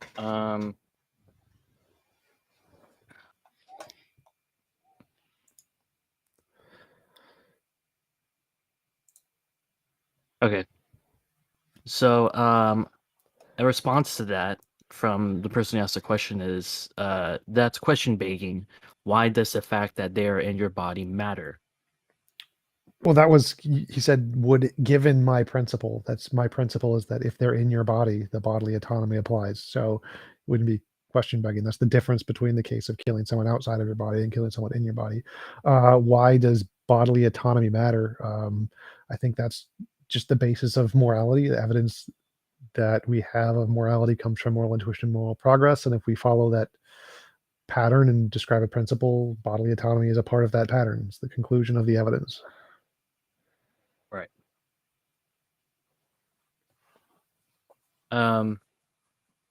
Another question is, even if TJump grounds his knowledge on unfalsifiable truth, how can he make the jump from those foundational beliefs to contingent belief like evolution is true? Well, most of my beliefs are falsifiable. So if you make a prediction, you get it wrong, it's falsified. But it doesn't really it's not really relevant to the second part, which is how do we justify belief in evolution? Novel testable predictions. If evolution is true, then we would expect to see a transitional fossil between a fish and a lizard at this exact location in this exact strata of the geological sphere within 1 kilometer of this particular location. We look there. Oh, look, there's TikTok. We find it. Novel successful predictions gives us reason to believe that that model is correct. Right. I have a question. Just sorry, like not to interrupt, but I'm just curious. Like, do you have any? Like, do you also have a political philosophy? Do you subscribe to anything? Yes, I should be president. That is my political philosophy. Not something I would support, but kudos. I'm just curious if like you're maybe libertarian or something. No, I think that the libertarian idea is a great idealistic view for a utopia, and if we had like infinite power, that'd be great, but we don't, so it's not very pragmatic. Agree there. But my question is, why do you believe bodily, like how extensively do you think bodily autonomy or the right to bodily autonomy prevails, I guess? The right to swing my fist ends at your face, something like that. So I think that everyone should essentially get their own universe, and they can do whatever they want in their own universe and not be able to touch anybody else's universe. But because we don't have the ability to give our own universes, we have to limit it to essentially public spaces. What do you think of something like I don't know, vax mandates for, Immoral. and I'm not even just talking about, I'm not just talking about COVID, I'm talking about Measles, also just polio. yeah. Yeah, I think everything. it's immoral to force people to inject something into their body they don't want to do. I think it is not a moral thing to do. I think it can be justified in certain cases if it's deadly enough, then it can be justified to force people to do it. But it's still going to be immoral. It's still going to be not a moral thing to do to force people to take things. What normative framework do you subscribe to? Mine, I wrote a moral model. It's a version of moral naturalism. Oh, sorry. Like, okay, that's interesting. Okay, that's cool. Yeah, that was all I had really. Beryl, do you have anything? Yeah, I was wondering if we could discuss your view on Theseus's ship, because I think I agree with you on some of it and disagree with you on a little bit. And obviously, it's a pretty low stakes topic as far as philosophy goes. So. Sure.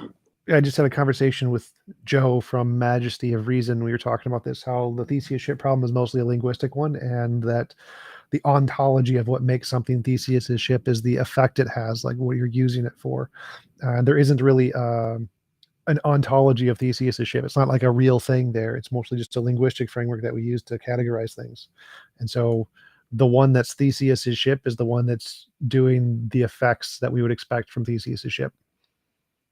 Yeah. Well, I guess maybe then like a more concrete example would be like you had your star example where I think I agree that a lot of it is semantic, but I think if we have, let's say, a star at T1 and then it has like 100 hydrogen atoms and we replace one hydrogen atom each year. So by T100, it now has all different hydrogen atoms. I would say that the dispositions of that star have changed ever so slightly. And if two things don't have all the same properties exactly, then now they're different things. Well, I don't think it's a thing. So like having 100 hydrogen atoms versus having 99, it doesn't somehow gain or lose the property of having 100 hydrogen atoms. So it's not like that's not like a property in the thing. So like if yeah.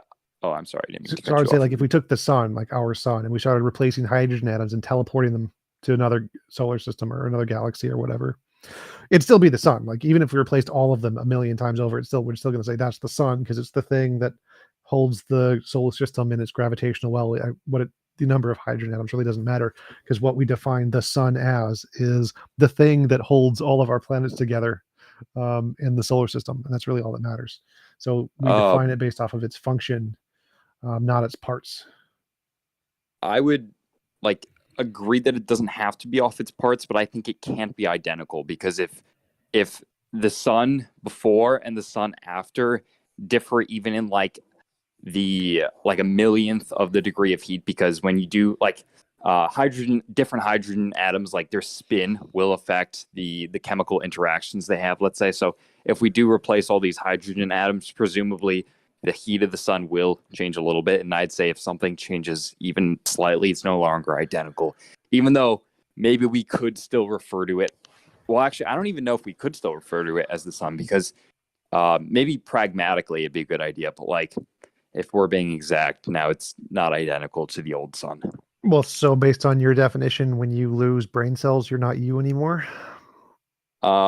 I hold a very strange view, so probably. But I'm sure that sounds very implausible. I just don't know how you can have a consistent view of persistence. Well, not you, I'm saying, but I don't know how someone can have a consistent view of identity over time. If there are any changes going on, I think you could maintain that you're still a human substance. But I don't know if you could maintain that human substance is identical to the past one. Well, it wouldn't be by necessity. If they're different times, that'd be some different. They wouldn't be identical over time. But I'd say that you are a specific kind of qualia conscious experience, and that has a particular set of memories and is at a particular location. And no matter how your cells change, because the combination of your cells are producing that particular qualia with particular memories and things, it's still you, no matter what you replace the parts with. So like if you replaced all of the parts with computer parts or uploaded your consciousness, as long as the thing, the qualia experience is produced is the same, regardless of what makes it, that quality experience is still you. Yeah. So I think we actually agree then that you're not identical, but the question is just how you're defining you. And I think at that point it becomes almost more of like semantic than ontological. Right. Yeah. Because they can't be identical, because if they were identical, you'd be the law of indiscernibles. Indiscernibles. Yeah. Exactly. All right. Well, I appreciate talking with you and get a little clearer. Yep. Anytime. Thank you. Yeah, thank you for being up here, Beryl.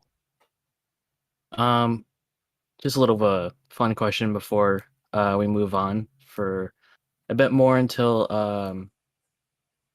you have to go. Since you said in your about me or in your YouTube, you said you're an aspiring POTUS. Yeah. President of the United States. Yeah, and what would be your policy? Oh, I have tons of policies. So I'm a centrist. I think that each party is right about certain things, but wrong about other things. But I think most of it, what they're doing is a complete waste of time, because all the things that we could do to really make a difference are obvious. We can just say, oh, look, these other countries do it better. We could just copy them. Problem solved. Like the prison policy. Our prison policy is absolute garbage. Legalizing marijuana, legalize most non-harmful drugs. That would be great. Make the UPS a savings and loan bank like it used to be. Get rid of payday loans, just replacing them with those things. Have the government do our taxes for us and just send us a bill. So just like what happens in France and the other countries. So we don't have to waste hundreds of hours on taxes that just people have to waste money for TurboTax for no reason. Pay cap for CEOs and shareholders based on the number of employees they have, instead of the minimum wage. So it's based on, as long as you have enough employees paid at a high enough variable rate, then that should be determining what you're paid, not simply profits. You can file there's a certain filing for companies. I think it's like a corporation B or B Corp, where it's not based off of the obligations of the directors, is not based off of stock prices. It's based off of like benefit to the people or the economy or whatever. And so you file as a B Corp as a standard rather than a profit-based corporation. Let's see, what else?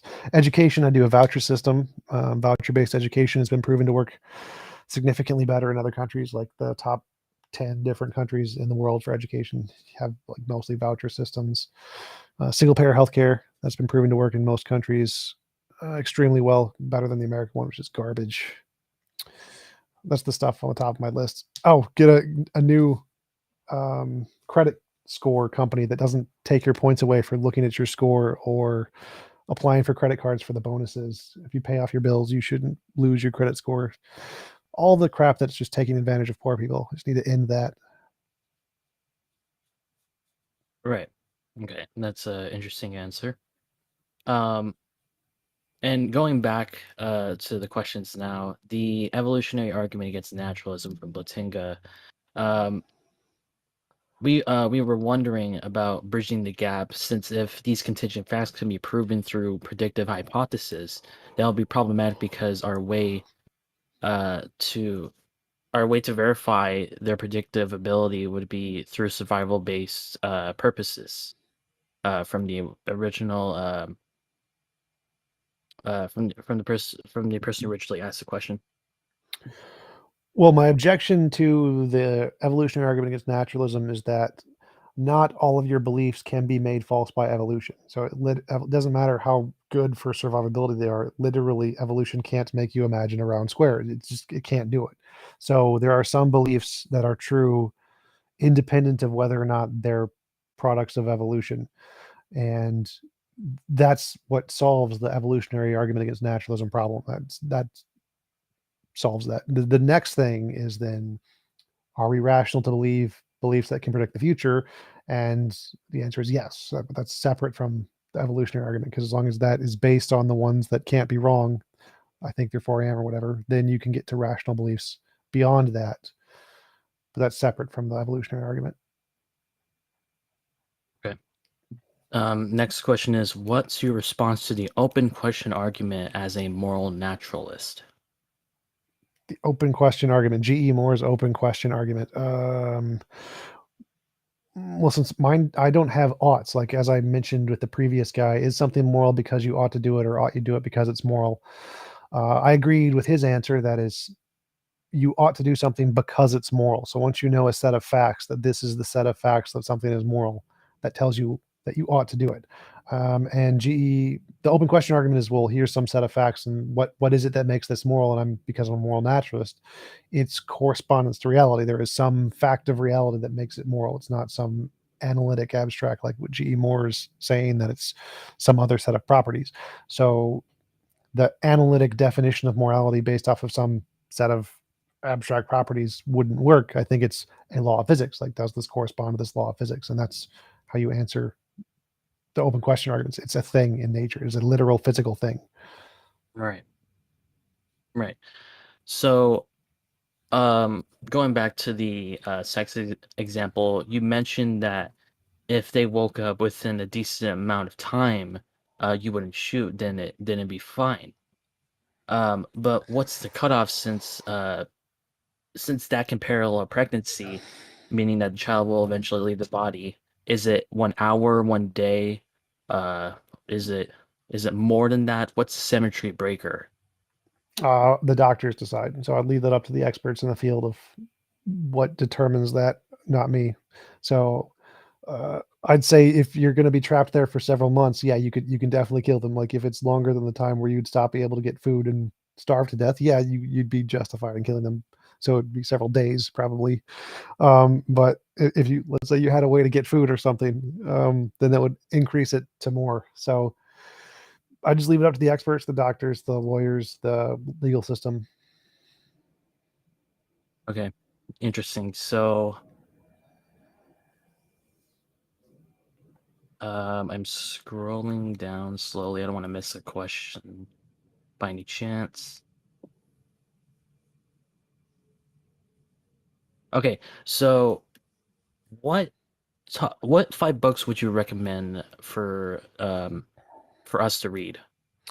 Books are garbage. Most of what's in books is a complete waste of time. It's just filler, and they have like 5 good points, and then they just fill in examples of the 5 good points. I just go to the distinctions. The philosophical distinctions and the papers on the distinctions are far better than the books that just have pages describing the distinctions. So, like, I have a suggested reading list on my Discord of all of my favorite distinctions in philosophy: analytic, synthetic, a priori, posteriori, natural, rationalism versus empiricism, the manifest versus scientific image. Bunch of different distinctions on there that give a good grounding to essentially everything you need to know about philosophy. And so I'd say the books are not really as important as the distinctions. Look up the distinctions. Okay. Just for clarification, your view on philosophy of mind is more of a it seems to be more of a reductive physicalist position. Am I correct? Physicalism. It's just physicalism. Right. Wait, just to clarify, sorry, I was like kind of just uncertain if maybe I misunderstood or something, but like I was wondering what your normative ethical framework is. I think you said naturalism, so maybe there was some miscommunication. I didn't mean like meta ethics. What do you mean? So I'm a moral naturalist. Like, in terms of, I mean, the 3 main schools at least are just like deontology, utilitarianism, consequentialism, and virtue ethics. Mine would probably be some kind of consequentialist based on imposition of will. Least imposition of will is better. Okay, interesting.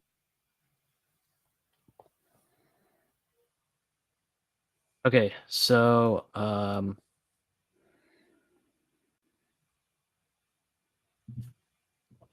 also I guess further contention added by the original person who was asking a question about what's the symmetry breaker for the sex example. He added that, but you can survive while pregnant and still be able to move. So if it's based on survivability, then carrying to term seems to be obligated as well. I was just listing that as a factor, determining factor. So in the case of pregnancy, the criterion for use of lethal force, there's like 4 of them. It's called the criterion for great bodily harm.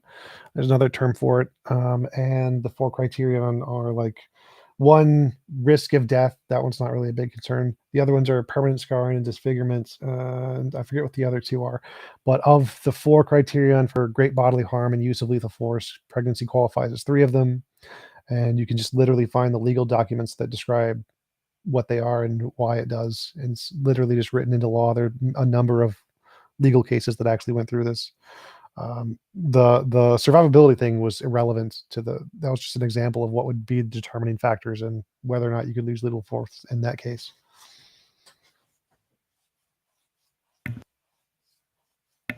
Yeah, so that's interesting.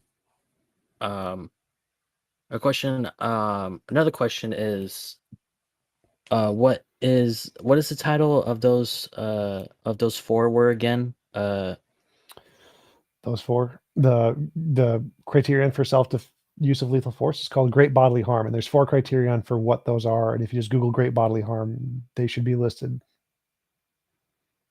Okay. All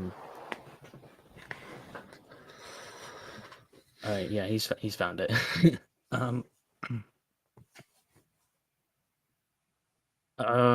So we're gonna go. Does anyone have any more questions for Mr. TJump that you want to ask? We can't go around for so long. Yeah, if not, we've been going for about 2 hours. We can wrap up pretty Barrel's soon. typing. Is that the question?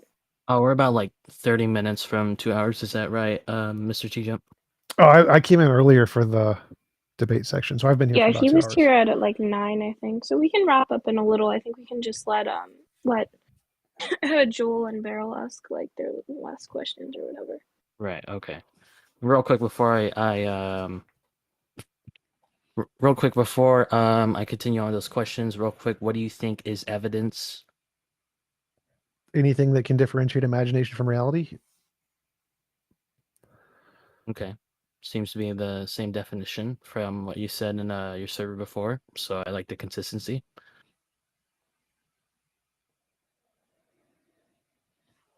And also, what is your view on mereology? Mereology, study of shapes or something. What is that? Like study of parts and wholes. Parts and wholes. I'm not sure. Like, is it asking what am I, like a monist that I think everything is one or something? I don't know. It's more like it's okay. So for example, like there's like mereological nihilism, like there's only wholes. Mereological universalism's like everything is like a whole, I believe. And there's other positions like mereological essentialism. But it's okay if you can't answer the question. Yeah, I don't know. I don't think it's relevant. I think physics has more of a say than the philosophical descriptions of that. So I'd say, don't know. Okay. And just to double check, person who goes by the name of Doggo, he wants to know if he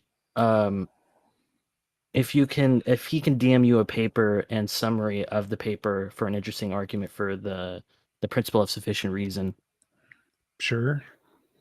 Okay.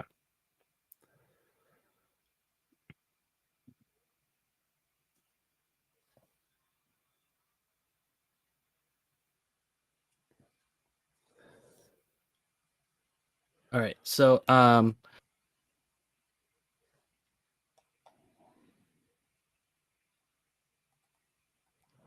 okay, so there's a response to I believe his name is Can you help me here? I'm bad with pronunciation on this Ooh. part. With what? Can you what Beryl please said. ask him what is? Do you have a response to Nagel's bat argument? So 1, if two things are identical, they're the same in all respects. 2, what it's like to be a bat can only be experienced. This is what I brought up. Okay, anyways. What it's like to be a bat can only be experienced by first-person perspectives, not third-person perspectives. 3, so these are just premises, I guess. A bat's brain chemistry can be studied from a third-person perspective. 4, so mental states and brain states differ in at least one respect. 5, so the brain and the mind are different. So this is kind of like, I did bring up Nagel, and this is what I was referencing. Although, okay, sorry, Monkito. Maybe that's how my professor pronounces it. But yeah, that's the argument I didn't explicitly bring up Nagel's Yeah. what it's So like to be a bat, but yeah. So my response is that current models of physics can't describe those things, but in the future we could definitely gain a new model of physics that can add in first-person experience as something that we just don't have the ability to access with current models of physics. So I don't think there's anything there that makes it logically impossible that physics will be able to do it in the future.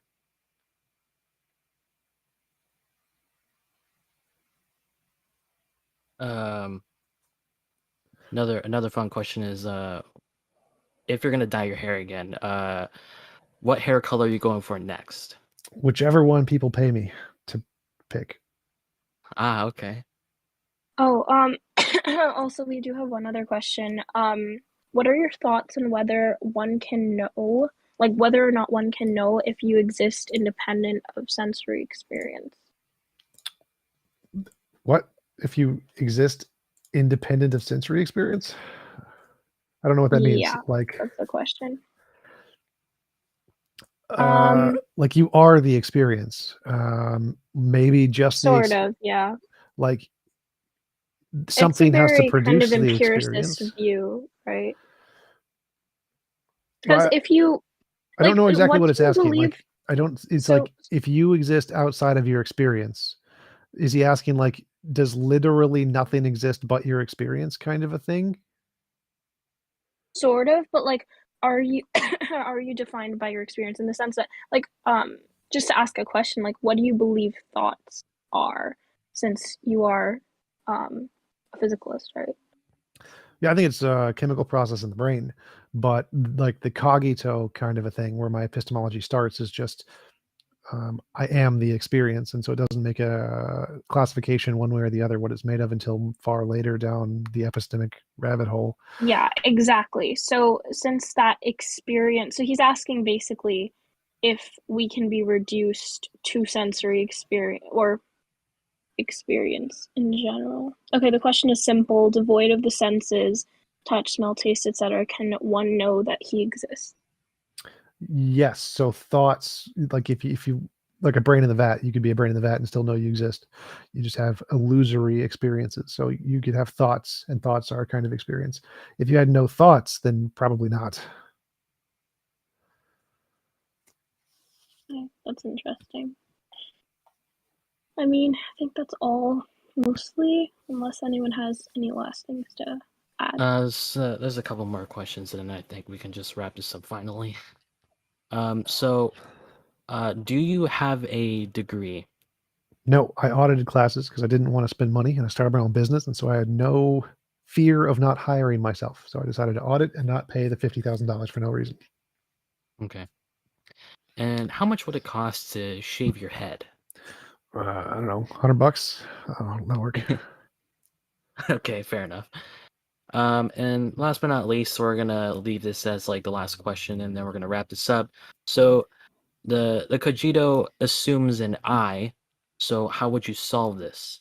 Doesn't. The assumes an I part is the criticism from Russell that the Cartesian dualism says that the I is some kind of a fundamental essence, and that's when someone says it assumes an I. It's that fundamental essence thingy that is the problem. But mine doesn't assume that. When I say I mean just literally the quality experience. The quality experience is synonymous with the I, and so it doesn't assume anything further than that. And so it doesn't assume anything. It's just like your experience exists, and that's a statement of fact. It's not an assumption because it's literally a thing that you're experiencing. So there are no assumptions in the most basic versions of the Cogito. It's only the Cartesian dualism one that has the assumptions problem. Interesting. All right, so I think that's it. We're gonna wrap it up. I'd like to thank you personally, TJump, for coming onto the server and onto the stage to answer any questions for the audience and have a discussion with a couple of people on the stage. And we hope you can do this sometime again. If not, it was still great to have you around here. Yeah, thanks for having me on. Really appreciate it. Oh, also, just actually, like, I mean, I do really appreciate this discussion. I was not really that familiar with your framework and stuff, so it was really helpful kind of get a better understanding of it. But if you do want to set up a debate for, I mean, I don't know when right now, but like I have finals and stuff, but like I'd be down. So, sure, definitely. Thank you so much for coming on here, though. Really appreciate it. Yep, thanks for having me on. Thanks for the kind atmosphere and the questions, and I'll talk to you guys later. Yeah, okay, great talking to you.